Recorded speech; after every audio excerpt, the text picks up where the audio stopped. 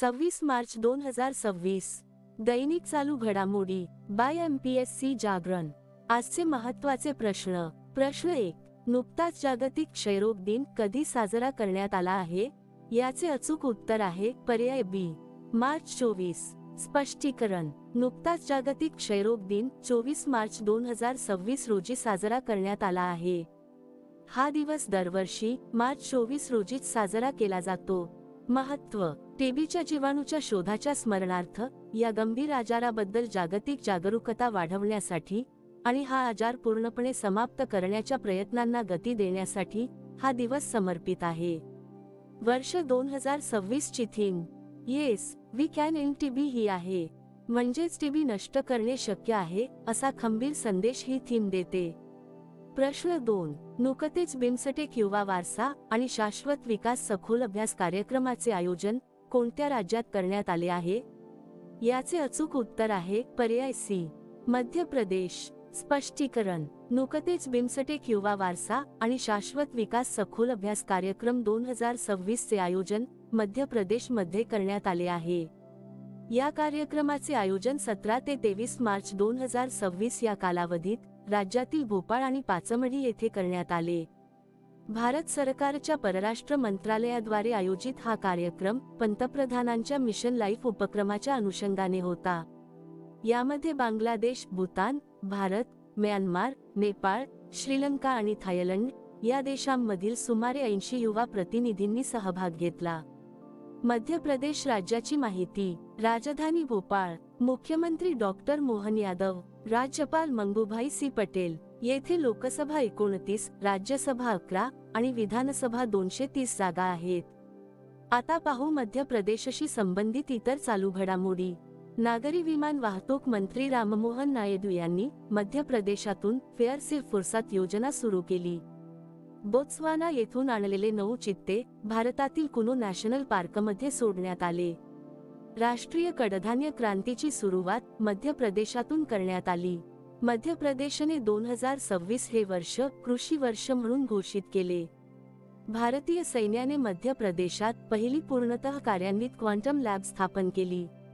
मध्य प्रदेशातील रातापानी टायगर रिझर्व्हचे नाव बदलून doctor Vishnu Shridhar Wakankar tiger reserve करण्यात आले आहे. मध्य प्रदेश सरकारने डिजिटल इंडिया भाषणी विभागासोबत सामंजस्य करारावर स्वाक्षरी केली. प्रश्न 3. नुकतेच महिला स्वयंसहायता गट सदस्यांसाठी भारताचे पहिले UPI लिंक्ड ओव्हरड्राफ्ट कोणी लॉन्च केले आहे?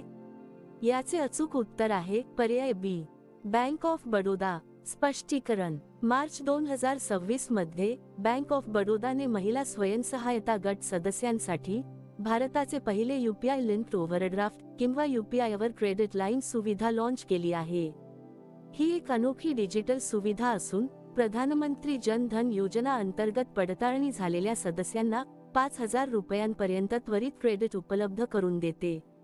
महिला उद्योजकांना आर्थिकदृष्ट्या सक्षम करणे हा या उपक्रमाचा मुख्य उद्देश आहे. आता पाहू बँकिंग क्षेत्राशी संबंधित इतर चालू घडामोडी. EPFO शी संलग्न होऊन साऊथ इंडियन बँकने EPF पेमेंट सर्व्हिस सुरू केली. केतन मर्चंट यांची फिनो पेमेंट बँकेचे हंगामी CEO म्हणून नियुक्ती करण्यात आली. SBI ने महिला सक्षमीकरणावर केंद्रित 500 दशलक्ष डॉलरच्या सिंडिकेटेड सामाजिक कर्ज सुविधेची घोषणा केली. बँक ऑफ बडोदाने ग्रीन इन्फ्रास्ट्रक्चर बॉन्ड्सच्या माध्यमातून 10,000 कोटी रुपये उभे केले आहेत. DBS बँकेने विझा सोबत मिळून AI आधारित एजंटिक्स पेमेंटचा प्रायोगिक प्रकल्प सुरू केला. इंडियन ओव्हरसीज बँकेने online debt claim settlement portal launch केले. PNB ने भारतीय सैन्याच्या सन्मानार्थ सोल्जरथॉन 2026 ची घोषणा केली. प्रश्न 4. नुकताच आसाम रायफल्सचा 191वा स्थापना दिवस कधी साजरा करण्यात आला आहे?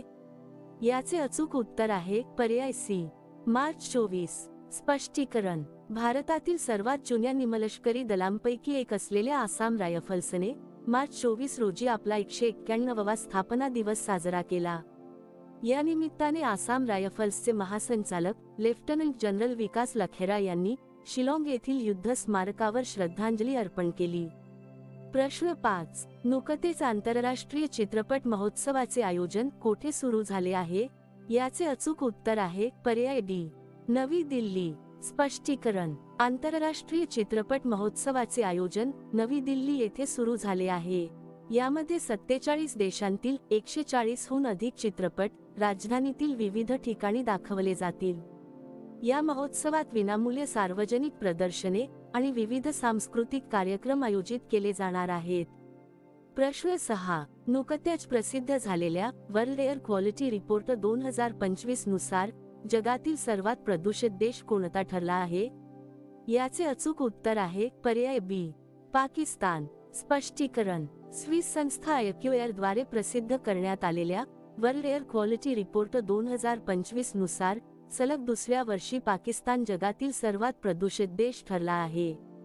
अहवालानुसार पाकिस्तानमध्ये PM2.5 चे प्रमाण जागतिक आरोग्य संघटनेच्या विहित मानकापेक्षा सुमारे 13 पट जास्त आढळले आहे. सर्वात प्रदूषित देश: पहिले पाकिस्तान, दुसरे बांगलादेश आणि तिसरे ताजिकिस्तान. भारताची स्थिती: या यादीत भारत 6व्या क्रमांकावर आहे. जगातील 90% जास्त देश जागतिक आरोग्य संघटनेच्या वार्षिक सरासरी हवेच्या गुणवत्तेचे निकष पूर्ण करण्यात अपयशी ठरले आहेत. पाकिस्तान देशाची माहिती: राजधानी इस्लामाबाद, चलन पाकिस्तानी रुपया, पंतप्रधान शहबाज शरीफ, राष्ट्रपती आसिफ अली झरदारी. आता पाहू पाकिस्तानशी संबंधित इतर चालू घडामोडी. पाकिस्तानमध्ये प्राचीन भारताच्या कुषाण काळातील नाणी सापडली आहेत. पाकिस्तानने ऑपरेशन गझाब लिल्हाक नावाने मोठी सीमापार लष्करी मोहीम सुरू केली. फील्ड मार्शल आसिम मुनीर यांची पाकिस्तानचे पहिले चीफ ऑफ डिफेन्स फोर्सेस म्हणून नियुक्ती करण्यात आली. जागतिक आरोग्य संघटनेच्या अहवालानुसार पाकिस्तानमध्ये HIV संसर्ग सर्वात वेगाने वाढला आहे. अमेरिकेने पाकिस्तानला प्रगत मध्यम पल्ल्याच्या हवेतून हवेत मारा करणाऱ्या क्षेपणास्त्रांचा पुरवठा करण्यास नकार दिला आहे. पाकिस्तानने सौदी अरेबियासोबत परस्पर संरक्षण करार केला आहे. प्रश्न 7. नुकतेच काकाडू सराव 2026 चे आयोजन कोणत्या देशात करण्यात आले आहे? याचे अचूक उत्तर आहे पर्याय सी, ऑस्ट्रेलिया. स्पष्टीकरण. बहुराष्ट्रीय नौदल सराव काकाडू 2026 चे आयोजन ऑस्ट्रेलियात करण्यात आले आहे. हा सराव ऑस्ट्रेलियन नौदलाच्या नेतृत्वाखाली डार्विन आणि आसपासच्या सागरी क्षेत्रांत पार पडत आहे. यामध्ये भारतीय नौदलाची स्वदेशी युद्धनौका INS नीलगिरी सहभागी झाली आहे. ऑस्ट्रेलिया देशाची माहिती: राजधानी कॅनबेरा, चलन ऑस्ट्रेलियन डॉलर, पंतप्रधान अँथनी अल्बानीज. आता पाहू ऑस्ट्रेलियाशी संबंधित इतर चालू घडामोडी. ऑस्ट्रेलियात जॅन्टो पेंग्विनमध्ये H5N1 संसर्गाची पुष्टी झाली.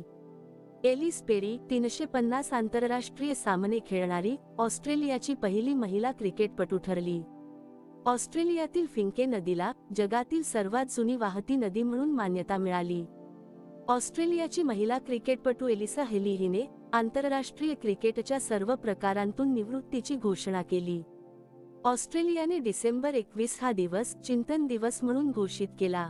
16 वर्षांखालील मुलांसाठी जगातील पहिली सोशल मीडिया बंदी ऑस्ट्रेलियात लागू करण्यात आली आहे.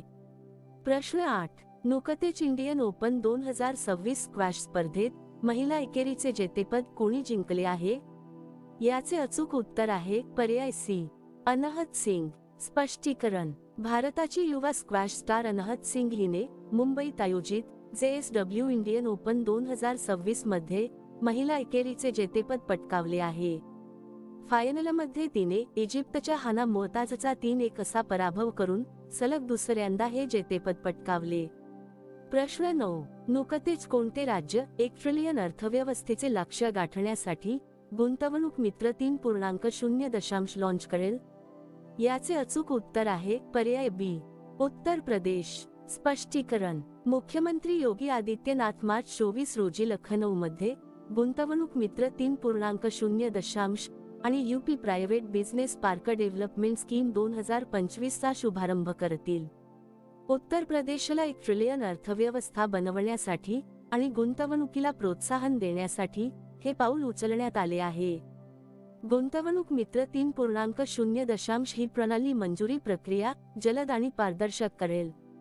उत्तर प्रदेश राज्याची माहिती: राजधानी लखनौ, मुख्यमंत्री योगी आदित्यनाथ, राज्यपाल आनंदीबेन पटेल, येथे लोकसभा 80, राज्यसभा 31 आणि विधानसभा 403 जागा आहेत. आता पाहू उत्तर प्रदेशशी संबंधित इतर चालू घडामोडी. भारतीय सैन्याद्वारे उत्तर प्रदेशात तंत्रज्ञान आधारित युद्ध सराव अमोघ ज्वाला यशस्वीरित्या पार पडला. उत्तर प्रदेश सरकारने 20 लाखांहून अधिक ग्रामीण घरांपर्यंत हाय स्पीड इंटरनेट पोहोचवण्याची घोषणा केली. वाराणसीमध्ये एका तासाच्या आत 2,51,446 रोपे लावून गिनीज वर्ल्ड रेकॉर्ड बनवण्यात आला.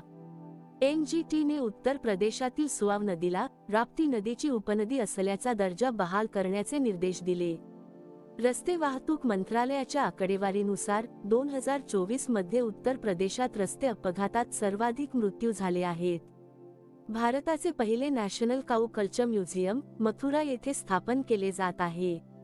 प्रश्न 10. नुकतेच यूसीसी बिल मंजूर करणारे दुसरे राज्य कोणते ठरले आहे? याचे अचूक उत्तर आहे पर्याय ए, गुजरात. स्पष्टीकरण. मार्च 2026 मध्ये गुजरात विधानसभेने समान नागरी कायदा म्हणजेच यूसीसी बिल मंजूर केले आहे. उत्तराखंडनंतर असा कायदा करणारे गुजरात हे भारतातील दुसरे राज्य बनले आहे. हा कायदा विवाह, घटस्फोट, वारसाहक्क आणि लिव्ह इन रिलेशनशिपसाठी समान नियम सुनिश्चित करतो. टी. यामध्ये अनुसूचित जमाती, एसटी आणि काही पारंपरिक हक्क असलेल्या गटांना सवलत देण्यात आली आहे. पहिले राज्य उत्तराखंड हे आहे फेब्रुवारी 2024 मध्ये. गुजरात राज्याची माहिती. राजधानी गांधीनगर. मुख्यमंत्री भूपेंद्रभाई पटेल. राज्यपाल आचार्य देवव्रत.